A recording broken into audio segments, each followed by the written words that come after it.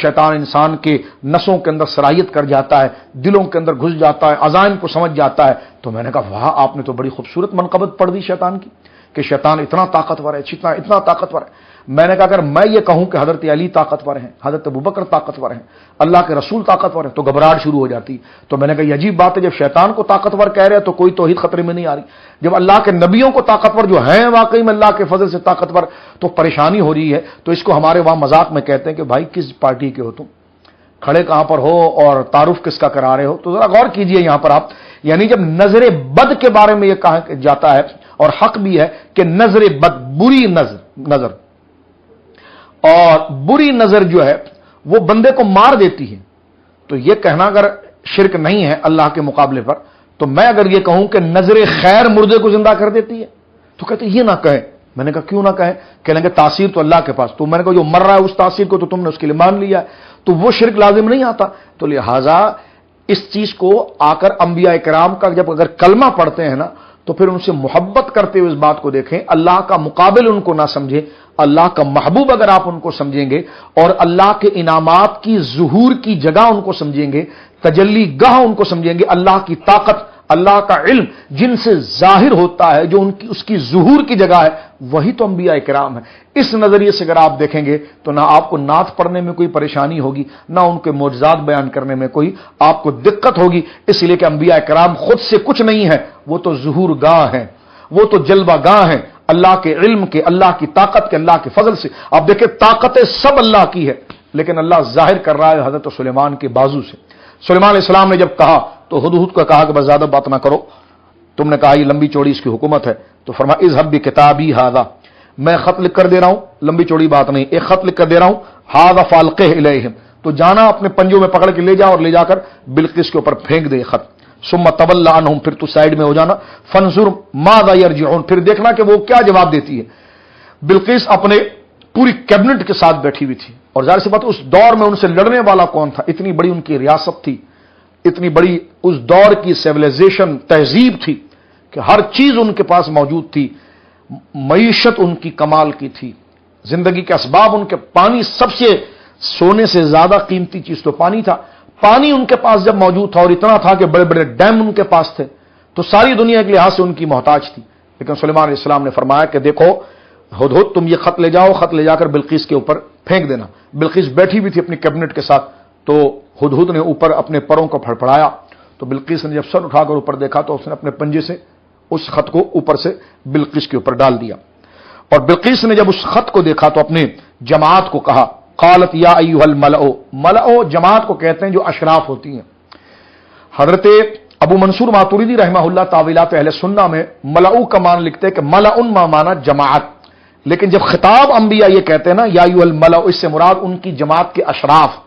ان کی کیبنٹ کے وہ لوگ جو ان کی ریاست کو چلاتے ہیں اور جو دار و مدار ہے۔ تو بلقیس نے یہ کہا کہ قالت یا ایھا الملأ انی القی الی کتاب کریم، اس نے خط کو پڑھا اور آگے آیا کہ پھر وہ کہتی کہ انہ من سلیمان و انہ بسم اللہ الرحمن الرحیم اللہ تعلوا علی واتونی مسلمین۔ بلقیس نے کہا کہ یہ میرے پاس، میری جماعت سن لو، یہ میرے پاس ایک عزت والا خط آیا ہے،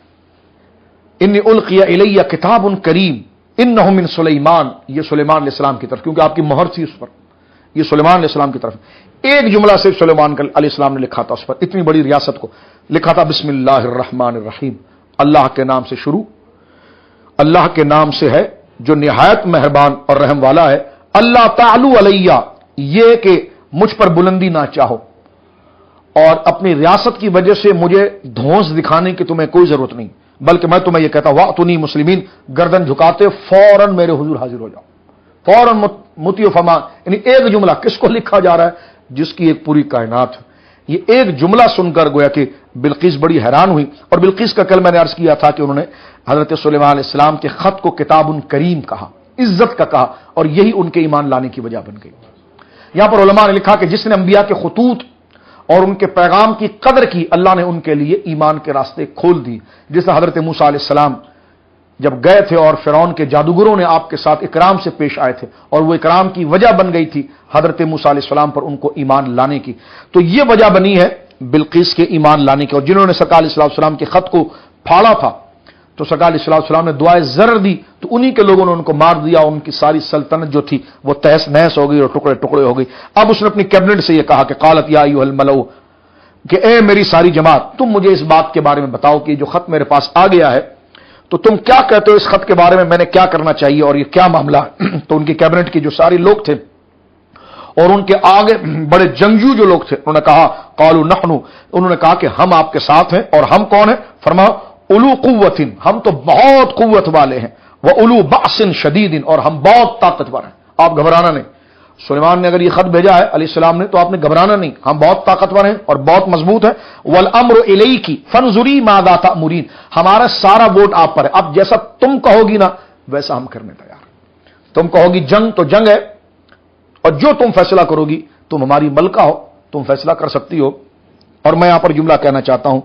کسی کہنے والے نے یہ کہا کہ دیکھو بلقیس عورت تھی اور ملکہ تھی. میں نے کہا مسلمانوں نے تو نہیں بنایا تھا، اس کو کافروں نے بنایا تھا. تو کافر اگر کسی کو ملکہ بناتے رہے تو بناتے رہے. اسلام میں تو عورت کی حکومت کی کوئی ایسی اجازت نہیں. کہنے کہ بلقیس، تو میں نے کہا بلقیس کو کون سا سلیمان علیہ السلام نے بنایا تھا اور کون سا وہ اسلامی ریاست کی سربراہ تھی؟ تو اس ذرا بس میں اتنا اشارہ دوں گا، آپ سمجھدار ہیں، غور کریں گے کہ آپ یہ دلیلیں بن نہیں سکتی. آگے ان کی تمام فوج نے یہ بات کی جو بادشاہ کی. تو اس وقت کیونکہ ظاہر سی بات ہے پوری ریاست کو وہ چلا رہی تھی، تو اس نے کہا کہ دیکھو میں جنگ کی بات نہیں کرتی. اس نے کہا قالت ان الملوک اذا دخلوا قرية افسدوها وجعلوا عزت اهلها اذلہ. اس نے کہا میں لڑائی کی بات نہیں کروں گی، اس لیے کہ جب بھی کوئی بادشاہ کسی بستی میں داخل ہوتے ہیں تو اس کو تباہ کر دیتے ہیں، اس کو زیر و زبر کر دیتے ہیں اور وہاں کی عزت والوں کو ذلیل کر دیتے ہیں. وَكَذَلِكَ يَفْعَلُونَ، اور ذلیل اور ایسے ہی کرتے ہیں، کبھی اس کو عزت کے ساتھ رخصت نہیں کرتے بلکہ پورے علاقے کو تہس نہس، بمباری کرتے ہوئے، توڑ تاڑ کرتے ہوئے، قتل و غارت گری کرتے ہوئے پورے نظام کو، ہر قسم کی آرائش اور زینت کی چیزوں کو برباد کر دیتے ہیں. تو کہا کہ میں سلیمان علیہ السلام سے لڑنا نہیں چاہتی، لیکن پھر بھی اگر تم مجھے لڑنے کی بات کرتے ہو تو رکھو، میں پہلے یہ دیکھوں گی کہ وہ بادشاہ ہے تو میں لڑائی کروں گی. اور جس طرح انہوں نے اللہ کا نام لکھا ہے اور اپنے آپ کو رسول کہا ہے، تو اگر وہ واقعی میں نبی اور رسول ہے تو پھر میں ان سے لڑائی نہیں کروں گی. کہا میں ایسے کرتی ہوں کہ وَإِنِّي مُرْسِلَةٌ إِلَيْهِم مِّنْ هَدِيَّةٍ، میں ان کے پاس تحفہ بھیجتی ہوں، میں ان کے پاس تحفے بھیجتی ہوں. اگر انہوں نے میرے تحفے جو قیمتی تحفے اور بہت زیادہ اس کو دیکھ کر اگر قبول کر لیا تو پھر یہ لالچی بادشاہ ہے. اور دیکھتی ہوں کہ میرا تحفہ لے کر کرتے کیا ہے. اور انہوں نے کہا کہ جب اس کو بھیج دیا اور اپنے خادم سے یہ کہا کہ لوٹ کر آ کر تم مجھے بتانا کہ سلیمان علیہ السلام نے کیا کیا. تو قرآن آگے کہتا ہے فلما جاء سلیمان، جب وہ آیا سلیمان علیہ السلام کے پاس تحفہ لے کر تو گویا کہ پورا ایک میدان بھرا ہوا تھا. ظاہر سی بات ہے بلقیس بہت بڑی ملکہ تھی، اس کی جانب سے تحفے آئے تھے سلیمان علیہ السلام کے لیے، اور اس کے لیے آئے تھے جن کو بلقیس نے اپنے برابر سمجھ لیا تھا کہ اب ان سے واقعی میں